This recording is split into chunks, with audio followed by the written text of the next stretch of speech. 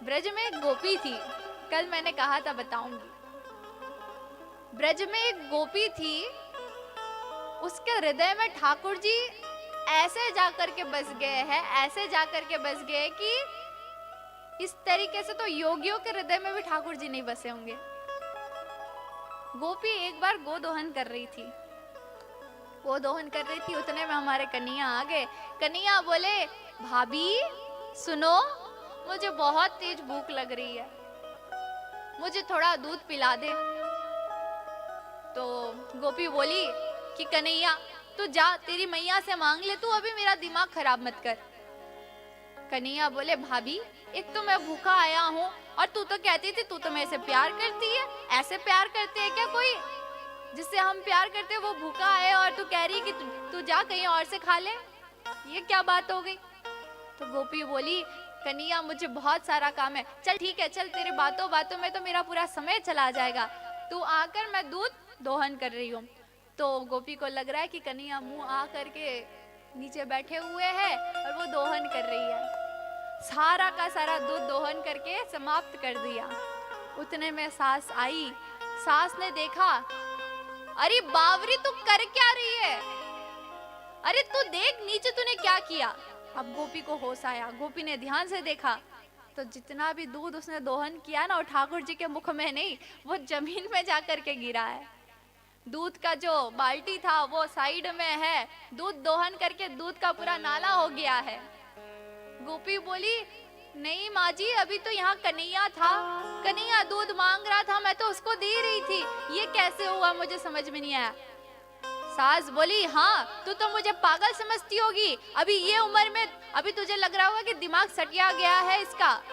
अरे मैं अभी भी मेरा दिमाग बहुत तेज है। और हाँ, तू जो मुझे बुद्धू बनाना चाहती है ना, मैं बुद्धू नहीं बनने वाली हूँ। तूने ये दूध दोहन जो है तेरे मूर्खता से तूने की है, जरूर तेरे से बाल्टी गिर गई होगी।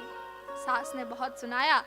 अब गोपी बोली कि अब तो चुप रहना ही अच्छा है, सास ज्यादा भड़क गई है। तो गोपी बोली कि अब माँ जी अब मैं क्या करूं? तो बोली, जा करके गागर लेकर के जा और जल लेकर के आ। गोपी गई जल लेने के लिए।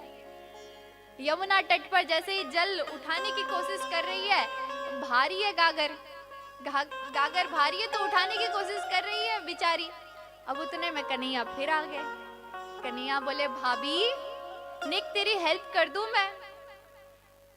गोपी बोली, कन्हैया तू तो दूर रह मेरे से, तेरे कारण अभी मैं सुन के आई हूँ।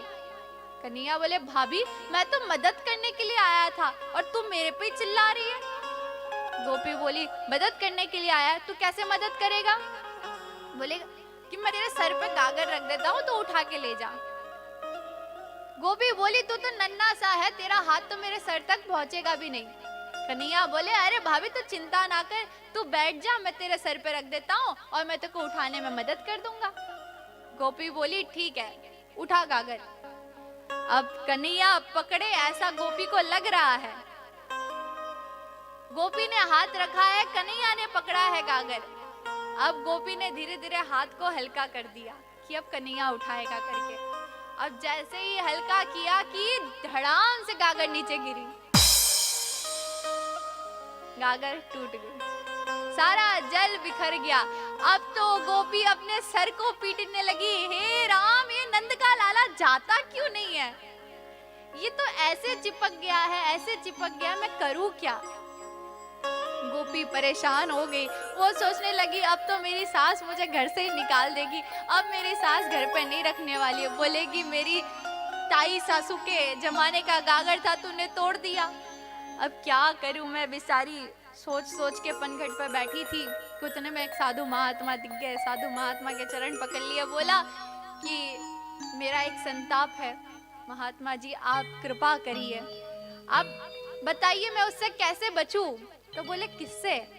अरे वो नंद का लाला, ये जो कृष्ण है, उससे मैं कैसे बचूं? ये मैं जब देखूं तब वो हर जगह दिखने लगता है, मैं क्या करूं कि मैं उसको भूल जाऊं? योगी महात्मा ने उस गोपी के चरण को छू लिया और बोला, धन्य है ब्रज धाम, जहां पर ऐसी भक्ति हर गोपिनी के अंदर है, जो योगी महात्मा ऐसा सोचते कि कब वो हमारे हृदय में आए, कब वो हमारे साथ ही रहे। और यहाँ पर ये गोपी कह रही है कि मैं उसको कैसे भूल जाऊं, लोग कैसे वो हम याद रखे ऐसा कहते और ये कैसे मैं भूलूं, ऐसा कह रही है। कि ब्रज धाम की महिमा है।